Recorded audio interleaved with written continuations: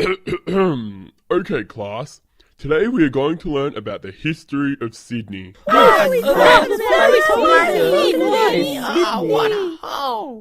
site of Sydney is a place valued by the oldest civilization in the world.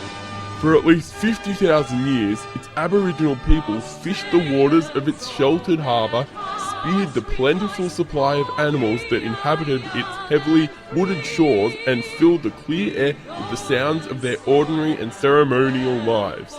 Fragments of the traditional Aboriginal art may still be found on rock faces around the region, and middens of shells testify to aspects of the domestic life of the men and women of the Kadajal band of the Eura tribe.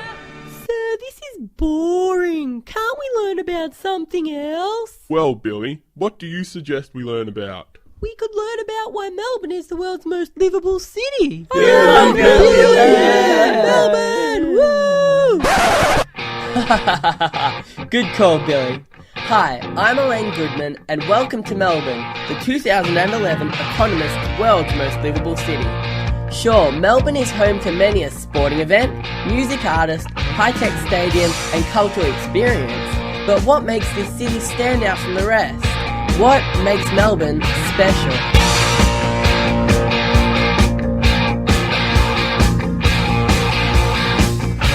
Sorry to cut you off, Bon, but we might hear more from AC/DC later. Anyway, in order to obtain an educated answer to my question, I decided to go to the one place that, in my opinion, best represents Melbourne.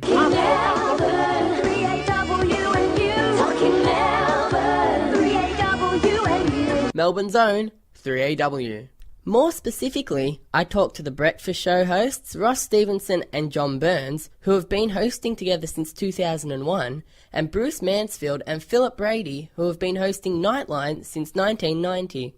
All four hosts have a brilliant understanding of how Melbourne works, what makes it special, and even some improvement ideas. Bruce says we should bring back aspects of old Melbourne. I've travelled overseas a lot, and what interests me in a lot of these cities, in most of the cities in Europe, they have recreated the Paris or the Vienna or the Tallinn or the Czechoslovakia of old. In other words, they've gone into 100, 150-year-old cities and tarted them up so that people come into that city as a tourist and they see the culture of the great cities. And I'd like to see a little part of Melbourne set aside like a sovereign hill, where we can say, this is Melbourne as it was 150 years ago.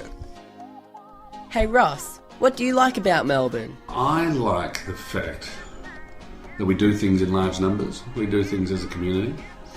There's a story years ago that someone was boasting about the crowds we get to AFL games to a policeman from New South Wales, and he said, well, yes, you do get big crowds to sporting events, but you've got to remember you get 10,000 people to a funeral in Melbourne if it's a nice day. Which is true. We just like doing things in numbers. What about the climate? I love the climate. We get weather. You know, I've just recently spent some time in Cairns and it was 28 degrees every day. Well, that's a bit boring, isn't it? We actually get weather. It goes up and down a bit. So, John, what are some aspects of Melbourne that attract you? Well, I love the climate because we have hot summers and we have cold winters and we have spring and autumn. So we've got four really good seasons. About the sport, the MCG is just the greatest stadium in the world, I reckon. And you've also got Rod Laver Arena, you've got Etihad Stadium, which is state-of-the-art. They're fantastic places to go and watch sport. We've got a river that runs through the city, which people laugh about, but I love walking by the Yarra with my dog. And also, we've got fantastic restaurants from just about every corner of the globe. Phil, what do you think makes Melbourne special? I think geographically, the fact we are isolated from the rest of the world means that we're a very insular people. We're also very parochial. We stick to ourselves. We're here for each other. But it's more than the people. It's the uniqueness of Melbourne. The Queen Victoria Market, which has been open for more than 125 years. I take overseas visitors there, and they say it's got a charm all of its own. There are the parks of Melbourne. The author Mark Twain, who was here, in the 19th century. He said our parks are the most wonderful in the whole world, and he'd travelled very widely. Even the old Yarra has its own charm. It might be muddy and it might be dirty, but it's becoming more of a focal point in Melbourne now with South Bank and the plans to develop the North Bank of the city. At every turn in Melbourne, there's something unique about the city that you don't find overseas. And John, you say you'd rather live in Melbourne than anywhere else. Why is that? I'd prefer to live here than just about any other city in the world for a number of reasons. And one of those is that, I'm naturally familiar with it and how it works, but it's affordable, it's generally clean, transport generally makes just about everything accessible, and it's a very comfortable place to live, and generally speaking it's a safe place to live. Bruce, you say we lack aspects of cultural heritage, but where do we make up for it? As I said, there is no comparison. What you do see in cities around the world is a fabulous culture. To walk around Paris and to see the buildings that have been there since time immemorial, and we don't have that. But what we do have, as I mentioned before, is the ease and accessibility of getting into and living in the city. Phil, you have an opposing opinion on public transport. I think our public transport system is appalling. The lack of coordination between buses and trains and trams leaves a lot to be desired. When you go to cities like Lucerne in Switzerland or Hong Kong, even London or Munich, their transport system leaves us for dead, particularly their railway systems, their subway trains, which in most cases run direct from the airport to the city in a matter of minutes. Transport's covered in graffiti. It's not reliable, it's not consistent. I think there could be a huge improvement in the way people get around.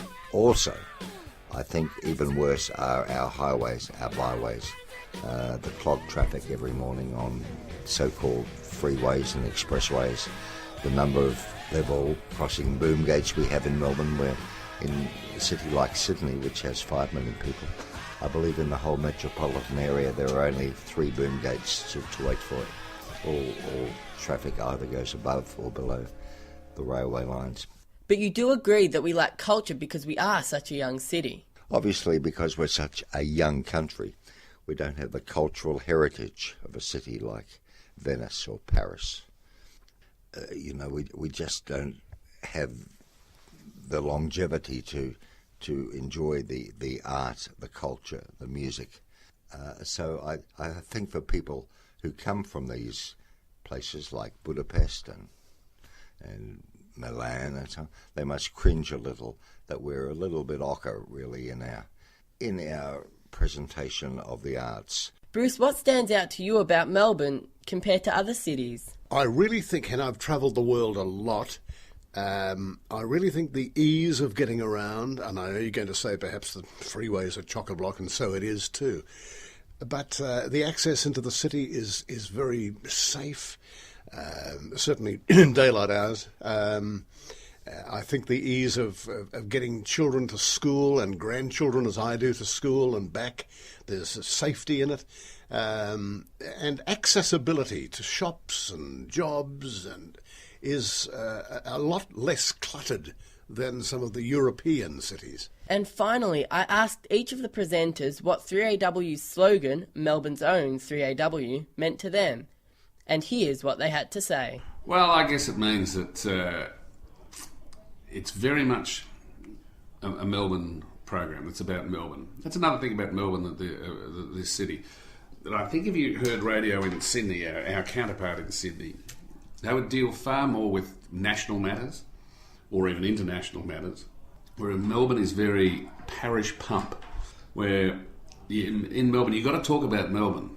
As soon as you start to stray too much, people start to lose interest. Now, some people see that as insular, but I think it's a wonderful thing that we just like talking about Melbourne pretty much, and we don't stray too much from what is Melbourne. And that's what Melbourne's own 3AW.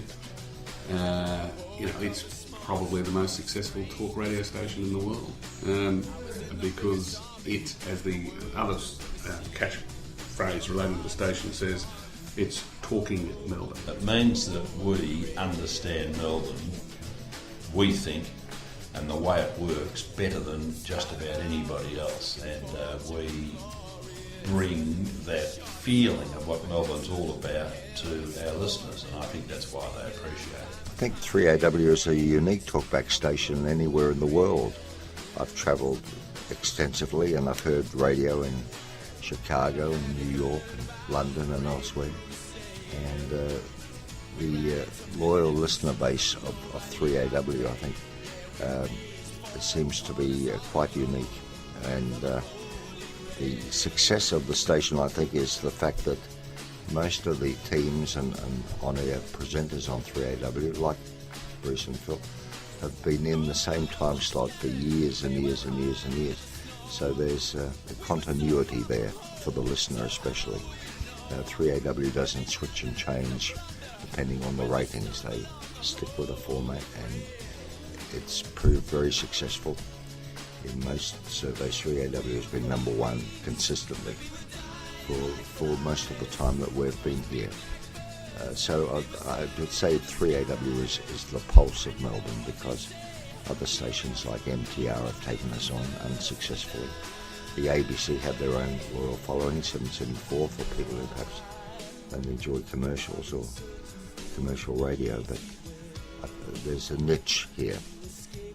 It's for people. It's a safety net. I think it sums up the great attachment to Melbourne that 3AW has. There are certain icons in Melbourne that are typically Melbourne, and I say the Sun, the Herald Sun, the Age newspaper, the TNG building, the Manchester Unity building, the MCG, St Kilda Road, Collins Street, they're all part of Melbourne.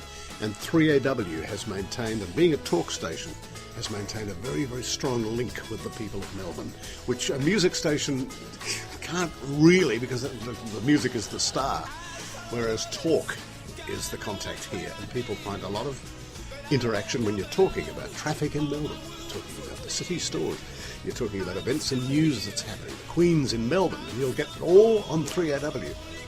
I suppose better than most other stations. So when you get a spare minute, have a think about what your favourite part of Melbourne is, and be thankful that you were born in, brought up in, or currently live in the greatest city in the world. Stay strong and live long. I'm Elaine Goodman.